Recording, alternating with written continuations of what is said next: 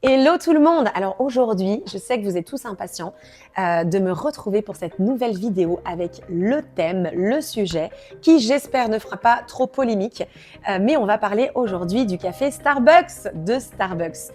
Et on va parler particulièrement du logo Starbucks. Donc mon cœur, mon désir, c'est vraiment toujours de pouvoir vous encourager, que vous puissiez toujours être éclairés au travers de la parole de Dieu et qu'on soit tous ensemble capables de se poser les bonnes questions et pour qu'au final, on puisse ensemble prendre les bonnes décisions, faire les bons choix pour notre vie, choisir la vie tout simplement. Et comme vous le savez, on est dans un monde déchu. Et dans ce monde, il nous est proposé toutes sortes de choses, toutes sortes de variétés, il y a tellement de choses qui nous sont proposées dans ce monde. Toutes sortes de nourriture, toutes sortes de boissons. Et j'en passe, dont la boisson Starbucks. Ce café Starbucks qui est redoutable parce qu'il est tellement bon, parce qu'il est décliné. On peut y retrouver tellement de choses. Le café à la cannelle, on peut retrouver les Bircher que j'aimais tellement manger. J'étais comme attirée à vouloir manger que les Bircher de Starbucks. Mais aujourd'hui, ça fait quand même des années que je me pose la question quand je regarde ce logo. Je suis quand même assez interpellée. Pourquoi une sirène ?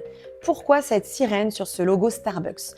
Vous savez, vous et moi, que dans les légendes, dans les histoires de sirènes, vous avez tous vu le dessin animé Ariel, la petite sirène.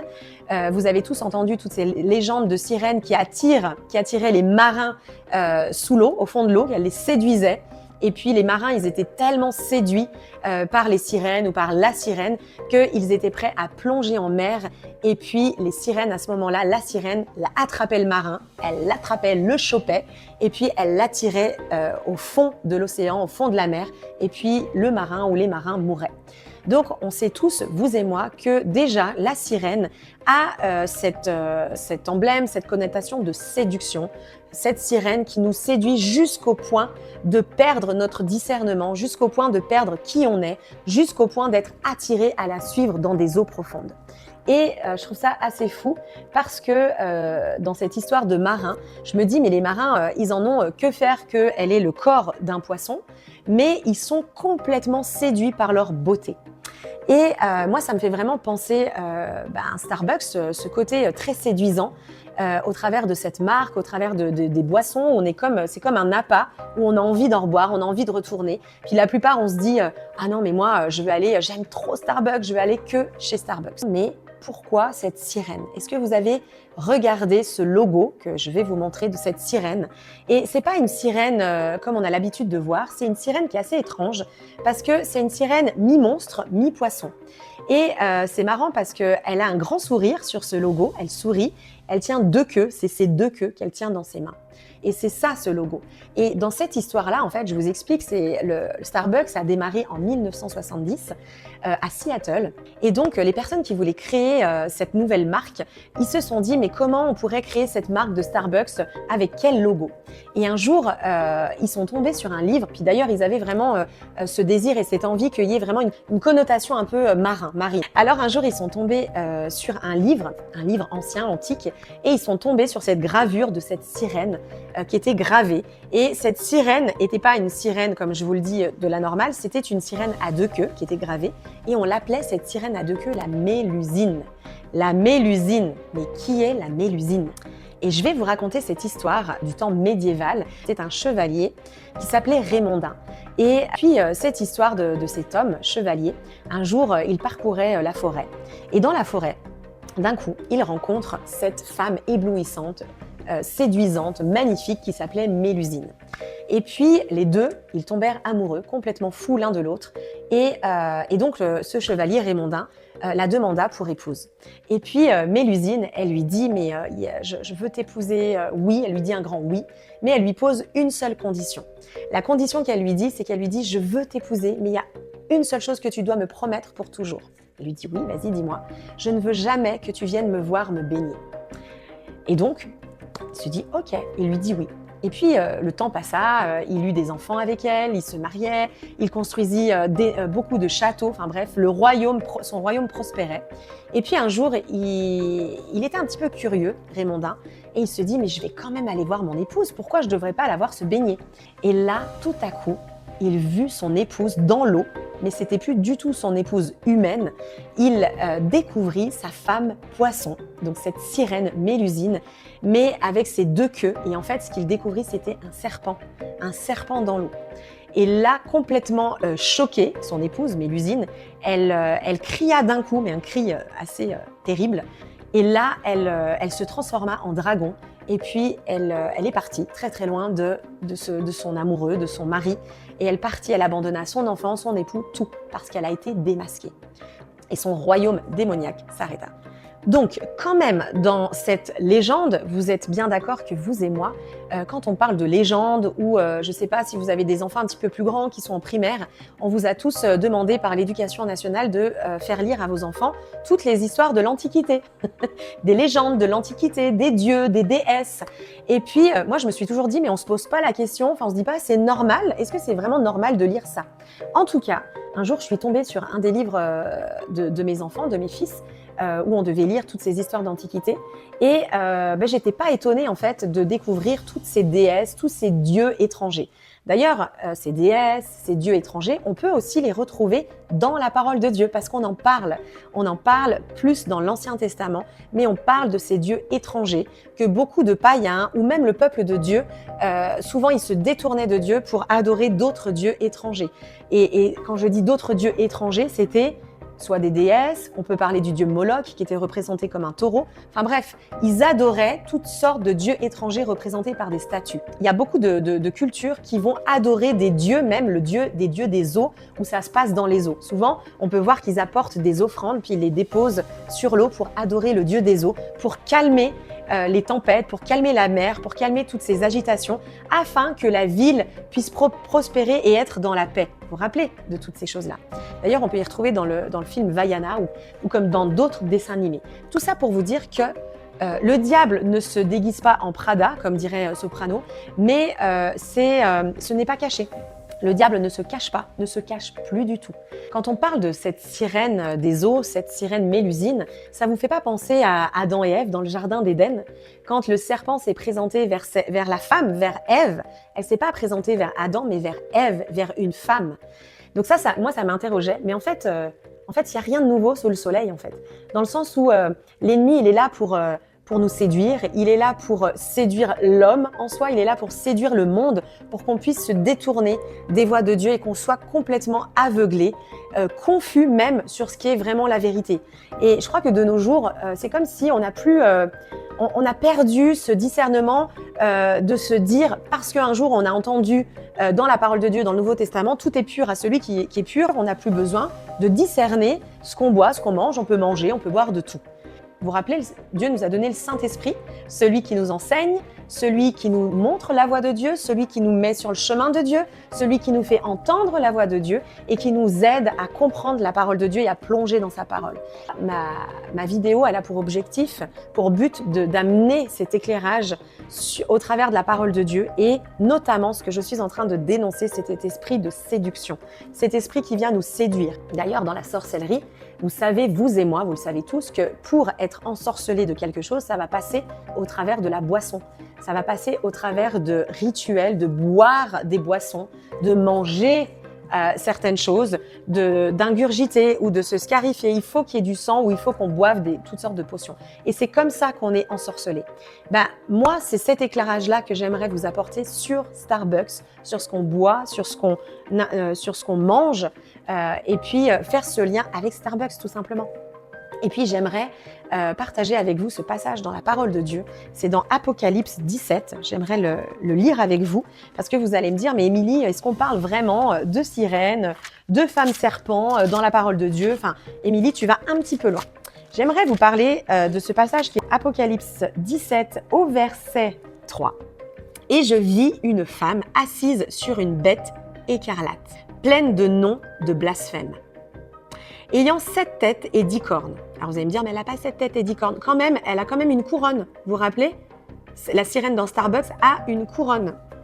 Cette femme était vêtue de pourpre et d'écarlate et parée d'or. D'ailleurs, la couronne, elle a de l'or sur la couronne de la sirène de Starbucks. Et parée d'or, de pierres précieuses et de perles. Elle tenait, et de perles. Vous savez, les perles, on les retrouve dans la mer. Elle tenait dans sa main une coupe d'or remplie d'abominations et d'impuretés de sa prostitution. Sur son front était écrit un nom, un mystère, Babylone, la grande, la mère des impudiques et des abominations de la terre. Et je vis cette femme ivre de sang, des saints et du sang des témoins de Jésus. Et vous allez me dire, mais Émilie, tu vas loin, tu nous parles de cette femme bête dans l'Apocalypse.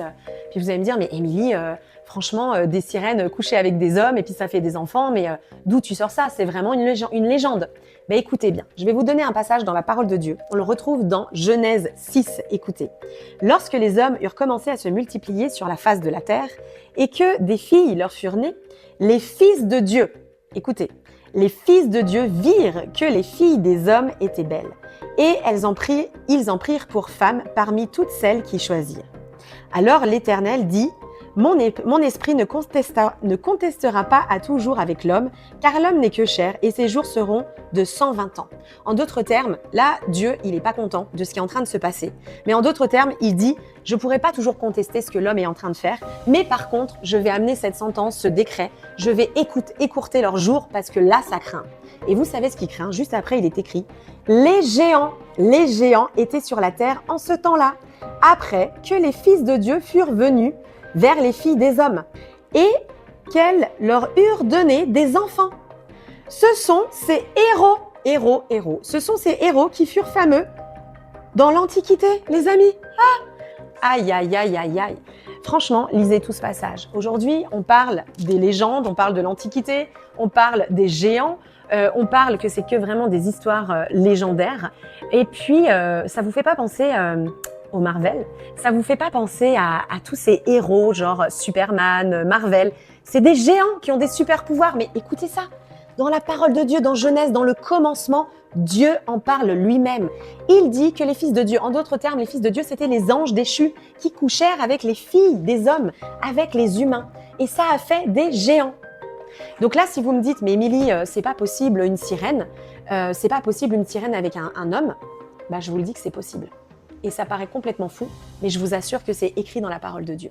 Ce que je veux vous dire par là, c'est que si vous êtes interpellé par cette vidéo, par cette sirène à deux queues, qui est une sirène serpent, une sirène qui séduit, une sirène qui est tentatrice, si vous êtes interpellé par cette sirène au Starbucks et que d'un coup le Saint-Esprit vous interpelle puis vous dites « Ah non mais moi, là j'ai besoin d'être réaligné avec ta lumière Jésus, avec ta vérité, au travers de ta parole, de tout ce que Émilie a énoncé dans la parole de Dieu. » Si tu es concerné, que tu te sens touché par ça, alors je vais prier pour toi.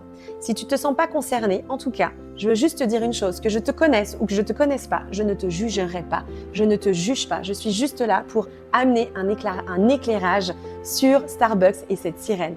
Maintenant, bien évidemment que tu es libre d'en faire ce que tu veux. Et donc pour les personnes qui restent avec moi, d'ailleurs, vous pouvez commenter, liker, vous pouvez vous abonner. Et vous savez, je fais juste une petite parenthèse. Certaines fois, j'ai pu faire des vidéos où je dénonçais certaines choses comme les strings à la plage.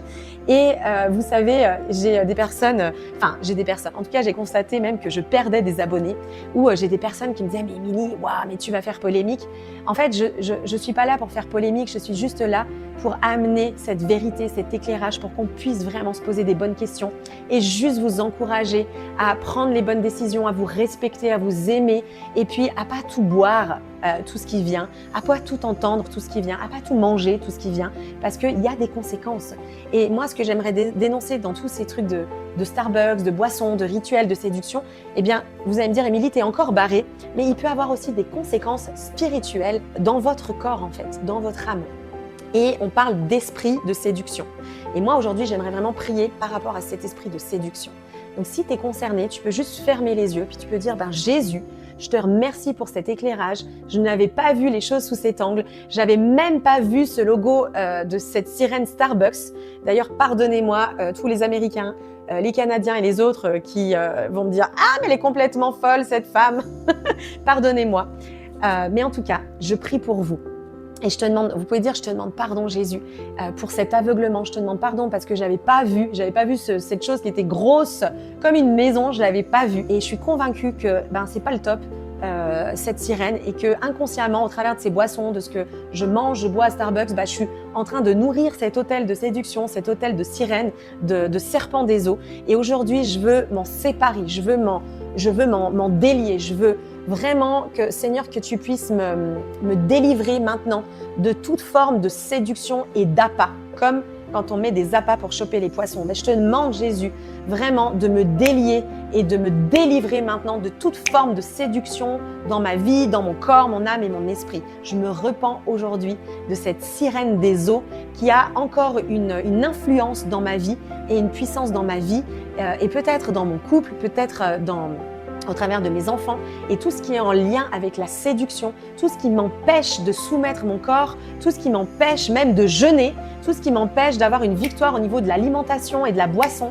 Et bien maintenant, dans le nom puissant de Jésus, je te demande, Seigneur, de me délivrer maintenant et je brise chaque lien d'âme, chaque boisson, chaque lien qui est venu au travers dans mon corps, dans ma gorge, dans ma bouche, tout ce que j'ai pu voir, tout ce que j'ai pu, lesquels j'ai été soumise, maintenant, je brise tous ces liens d'âme, de corps et d'esprit malsains au nom de Jésus. C'est trop marrant parce que, je fais une petite parenthèse, j'étais en train de prier pour vous et d'un coup, sur ma terrasse, il y a un énorme chat qui s'est placé en face de moi. Mais c'est pas grave. On n'est pas intimidé par tous ces esprits de sorcellerie et de séduction. Donc, dans le nom de Jésus, tous les liens d'âme, de corps et d'esprit malsains, ils sont brisés maintenant sur mon corps, mon âme et mon esprit. Et je plaide ton sang maintenant. Seigneur, merci pour ton sang. Merci pour ce que tu as fait, pour ce que tu as accompli à la croix, pour me rendre libre, pour me délivrer maintenant de toutes ces abominations, de tous ces esprits qui viendraient me détourner de la cible, me détourner de toi. Maintenant, à partir d'aujourd'hui, je le vois, je les vois et je ne collabore plus avec dans le nom puissant de Jésus. Et je vous bénis maintenant, vous pouvez recevoir maintenant votre délivrance, recevez la guérison, recevez-la si vous avez mal dans le corps, si vous avez des problèmes de foie, si vous avez des problèmes d'estomac, au travers de tout ce que vous avez pu boire et manger. Eh bien maintenant, dans le nom de Jésus, je prie et je parle maintenant à toutes ces douleurs, ces problèmes de foie, d'estomac, même de cancer du foie ou du pancréas. Et bien maintenant, je parle à tous ces cancers, je parle à toutes ces douleurs, à tous ces problèmes de digestion et je leur ordonne maintenant de vous quitter, de quitter votre corps au nom puissant de Jésus. Je parle à tous vos corps, je parle à vos corps et Seigneur, c'est toi, Seigneur, qui viens faire ce nettoyage profond, ce nettoyage au travers de ton sang. C'est toi qui le fais, Jésus. À toi toute la gloire, à toi la louange, à toi l'honneur et je vous bénis. Et je prie que ce message puisse faire cet effet dans votre vie et que ça puisse produire du bon fruit et que vous soyez capable de prendre les bonnes décisions. Choisissez la vie.